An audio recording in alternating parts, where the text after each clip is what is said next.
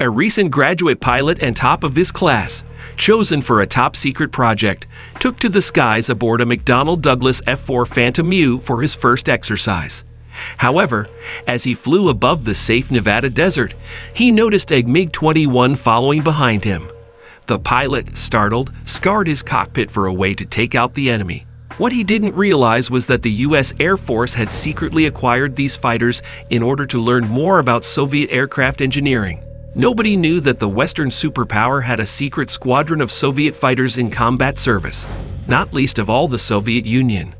With the development of air-to-air missile technology in the 1950s, dogfighting appeared to be a thing of the past.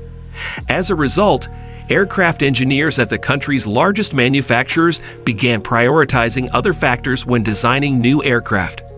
The F-4 Phantom U, the first of the new generation of American jet fighters, was designed without a cannon from the start. Meanwhile, the Navy and Marine Corps' newest Phantom units received insufficient training in classic air-to-air combat, with only 10 flight training sessions.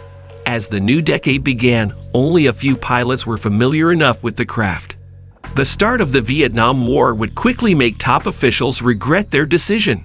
The Air Force and Navy suffered massive losses over North Vietnamese skies to enemy Russian-made aircraft, air-to-air missiles, and surface-to-air missiles, and by 1968, roughly 22% of U.S. aircraft had been lost to MiGs.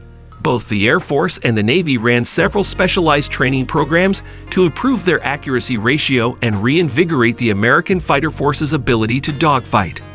They included the formation of the first aggressor squadrons, which were groups of people trained to simulate realistic tactics and flying techniques in military war games.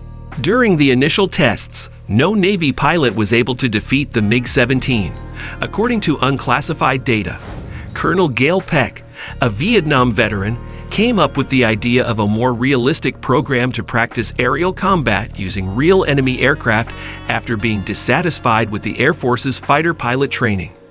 Peck was a former F-4 pilot who worked for the Department of Defense, and he launched the Constant Peg program after gaining the support of active Air Force General Hoyt S. Vandenberg, Jr. The mission of the program, named after Vandenberg's call sign and Cologne Peck's wife, was to train U.S. Air Force, Navy, and Marine Corps pilots and weapon systems officers in aerial combat tactics, giving them the knowledge and confidence to strike Russian aircraft with greater accuracy. Such methods were developed with traditional dogfighting in mind, as well as new approaches that arose during the Vietnam War and from more modern aircraft technology. For the program, the United States Air Force activated the 4,477th Test and Evaluation Squadron, dubbed the Red Eagles. This squadron supported the government's foreign aircraft technology program. Because using enemy planes was a risky gamble, they had to learn from their own mistakes. These failures were too frequent, and 3 pilots were killed while experimenting with the aircraft. The true story of the secret American-owned MiGs in the Constant Peg program is difficult to uncover because most information has been destroyed or classified. The 4,477th Test and Evaluation Squadron was based at the remote Tonopah Test Range Airport in Nevada on a secret airfield. At the time, the remote site housed 2 separate programs: Constant Peg during the day and pilot training for the secret F-117 Nighthawk stealth fighter at night. The area shares airspace with the notorious Area 51. It was soon dubbed Red Square and kept hidden from prying eyes. While the presence of aggressor squadrons flying American planes was well known, the Soviet Union was unaware of the 4,477th's use of Russian-made aircraft for training exercises. The aircraft were painted in Russian colors to aid in the deception. To further conceal the area, experts would consider the Soviet satellite flying above and keep all aircraft in hangars until it moved away. Only the best and most accomplished pilots in the United States were chosen to train with the Red Eagles. The chosen ones were frequently top-ranking graduates of the Air Force Test Pilot School or the Naval Test Pilot School at NAS Patuxent River, and they all had to have at least 2,000 flight hours. The students would go through a Sunday to Friday course. According to John Clark, commander of the 4,477th Test and Evaluation Squadron from 1985 to 1987. By the end of the week, they were expected to be able to down a MiG the first time they saw one. Given the aircraft's value and vulnerability, Soviet jets were never flown at night or in bad weather. Meanwhile, prospective students were frequently kept in the dark about the true nature of the constant peg program until the last minute. The aircrew members would be startled when they saw a MiG approaching them in the Nevada desert during the pilot's first training exercise with the mysterious Squadron. This helped to reduce first-time shock when confronted with a Russian aircraft in a real dogfight. The second exposure to foreign MiGs during training consisted of common basic flight maneuvers and detailed aircraft information. These two preliminary exercises demonstrated the MiG's advantages and disadvantages in comparison to the pilot's own fighter aircraft. The final and most difficult stage of training involved applying all of the knowledge in actual flights. The student pilots would counterattack with learned Soviet tactics, including offensive and defensive maneuvers during these 2-on-2 or 1-on-1 air combat tricks and simulated dogfights.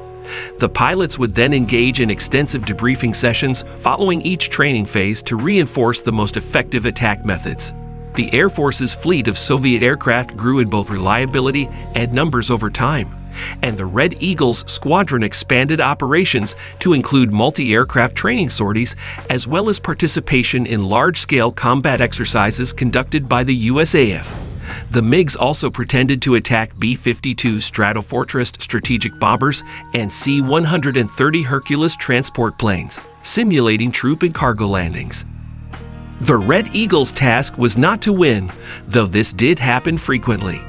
The main goal of the constant peg program, in fact, was to teach fellow American pilots about the strengths and weaknesses of Soviet aircraft. According to some accounts, the MiG-23 was the pilot's Achilles heel.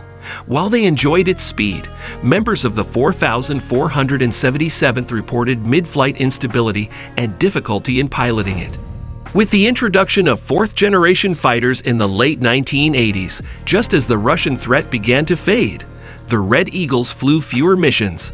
After suffering from a constant lack of funding, the final flight of the 4,477th Squadron took place on March 8, 1988, and the Red Eagles were officially disbanded in 1990.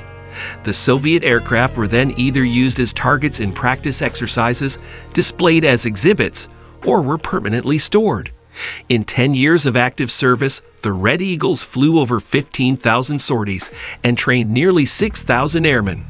The 4,477th Test and Evaluation Squadron's activities resulted in a fundamental shift in Air Force, Navy, and Marine Corps air combat tactics. The Constant Peg program is also credited with inspiring the still operational Air Force's Red Flag program and the Navy's Strike Fighter Tactics Instructor program. If you enjoyed our video, please like it and share it with someone else who might enjoy it.